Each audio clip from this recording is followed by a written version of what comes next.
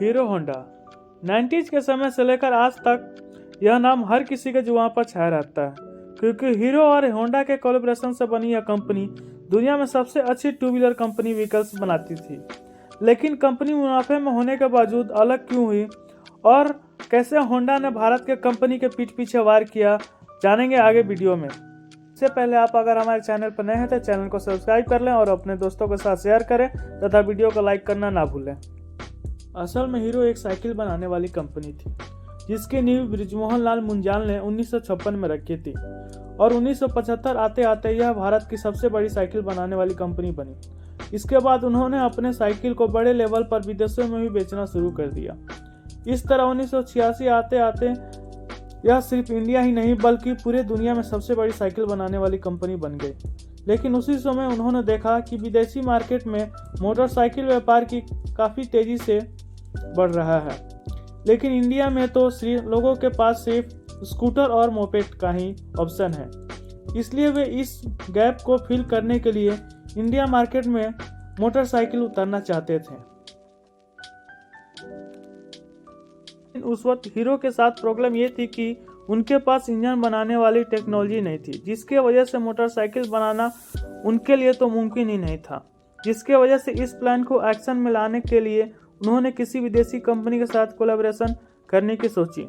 उस वक्त भारत में लिबरलाइजेशन भले ही नहीं था, लेकिन उस time India government Indian company को यह अपॉर्चुनिटी देती थी कि अगर वो चाहें तो किसी विदेशी कंपनी के साथ टाई अप करके इंडिया में अपना बिजनेस एक्सटेंड कर सकते हैं। इसलिए बृजमोहन लाल मुंजाल ने हीरो के थ्रू दुनिया के सबसे बड़ी मोटरसाइकिल बनाने वाली जापानी कंपनी को होंडा के पास में अपना प्रपोजल भेजा।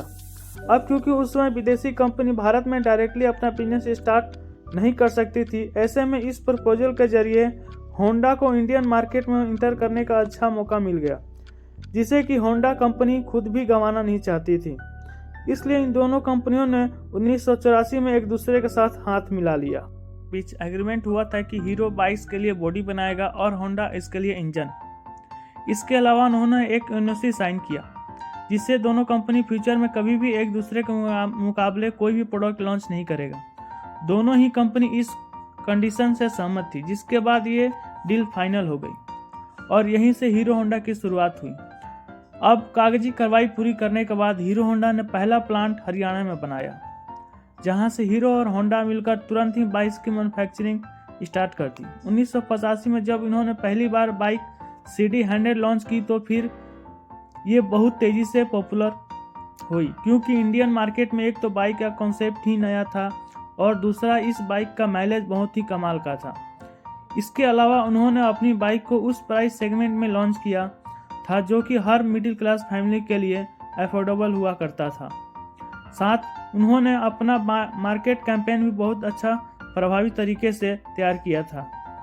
जहां तक इनकी टैगलाइन की बात है तो उनका उस वक्त का टैगलाइन था feel it, shut it, forget it, यानी कि इसमें पेट्रोल भर कर भूल जाइए। लेकिन उसी दौरान जापानी करेंसी में उछाल आ गया, जिसके वजह से जितने भी स्पेयर पार्ट जापान से आते थे वह काफ़ी ज़्यादा महंगा होने लगी और हीरो होंडा को अपनी बाइक अफोर्डेबल बनाने में काफ़ी दिक्कतें आने लगी।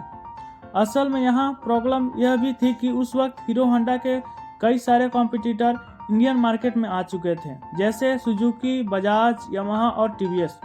लेकिन ये सारे ब्रांड सिर्फ शहरी इलाकों में रहने वाली वेल्थी कस्टमर पर ही फोकस करते थे। लेकिन वही यदि हीरो होंडा का देखा जाए तो उसका मेन फोकस इंडिया में मिडिल और लोअर मिडिल क्लास कस्टमर पर था, जो कि एक अफोर्डेबल सोल्यूशन चाहते थे। और यही वजह थी कि हीरो होंडा की बाइक केवल शहरों में ही नहीं बल्कि पूरे भारत में ज़्यादा सेल होती थी। यह सब देखे हुए कंपनी अपनी बाइक्स का प्राइस नहीं बढ़ाना चाहती थी, यहाँ तक कि इसी वजह से कंपनी को काफ़ी लंबे समय तक लॉस का सामना करना पड़ा। लेकिन 1990 में जब डॉलर का एक्सचेंज प्राइस रेगुलेट हुआ तो फिर हालात थोड़े सुधरने शुरू हो गए। देखते ही देखते कुछ ही समय में हीरो होंडा एक बार फिर से अपना बाइक्स पर प्रॉफिट कमाने लगा और अगले कुछ ही सालों में कंपनी का प्रॉफिट $10 मिलियन को भी क्रॉस कर गया था, जो कि उस समय का बहुत बड़ा नंबर था। अब यहाँ तक तो ऊपर से काफ़ी अच्छी नज़र आ रही थी, लेकिन अंदर से सिचुएशन बहुत पहले से ही खराब होगी। होती शुरू हो गई थी।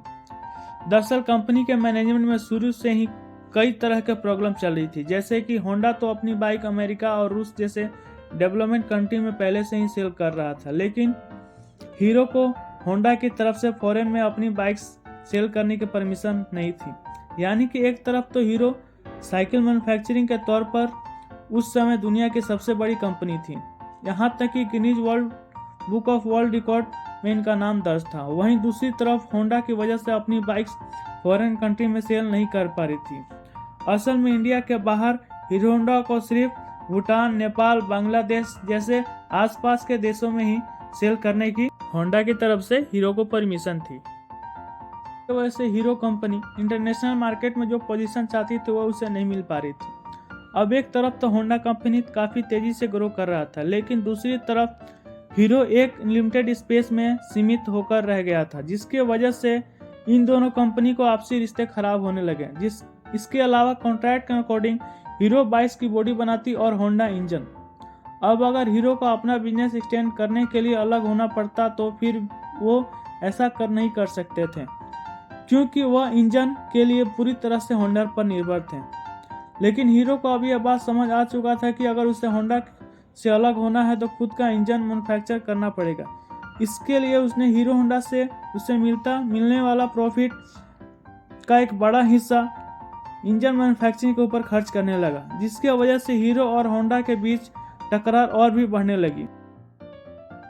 साल 1999 में इंडिया के अंदर अपने एक सेपरेट बाइक कंपनी खोल ली और बाइक लॉन्च करना स्टार्ट कर दिया। उसी प्राइस सेगमेंट में बाइक लॉन्च करना शुरू कर दिया जिस सेगमेंट में हीरो होंडा पहले से ही बाइक लॉन्च किया करती थी, जिसके वजह से हीरो होंडा के कस्टमर डिवाइड होना स्टार्ट हो। इसके कुछ ही साल बाद होंडा ने स्कूटर सेगमेंट में भी एंट्री कर एक्टिवा लॉन्च कर दिया और यही सब देखते हुए हीरो ने होंडा से अलग होने का फैसला किया। साल 2010 में जाकर दोनों ही कंपनियां अलग हो गईं। होंडा कंपनी में दोनों ही कंपनी के शेयर 26% थे, जिसे होंडा ने अपना शेयर हीरो को ही बेच दिया। इसे हीरो ने $1.2 अरब में खरीदकर अपना खुद का कारोबार हीरो मोटोकॉर्प के नाम से आगे बढ़ाया। जब ये दोनों कंपनी अलग हुई थी तो बहुत सारे लोग कहते थे कि होंडा के बिना हीरो की कंपनी नहीं चल पाएगी, लेकिन आज की बात करें तो हीरो मोटोकॉर्प दुनिया के सबसे बड़ी मोटरसाइकिल बनाने वाली कंपनियों में शुमार किया जाता है। बाकी आज की हमारी इस वीडियो में इतना ही था। ये वीडियो कैसी लगी कमेंट करके हमें ज़रूर बताएं, तथा इस चैनल पर जो नए हैं चैनल को सब्सक्राइब करना ना भूलें। जय हिंद, जय भारत। तथा इस चैनल को सब्सक्राइब करना ना भूलें, कमेंट करना ना भूलें और शेयर अपने दोस्तों के साथ शेयर करें।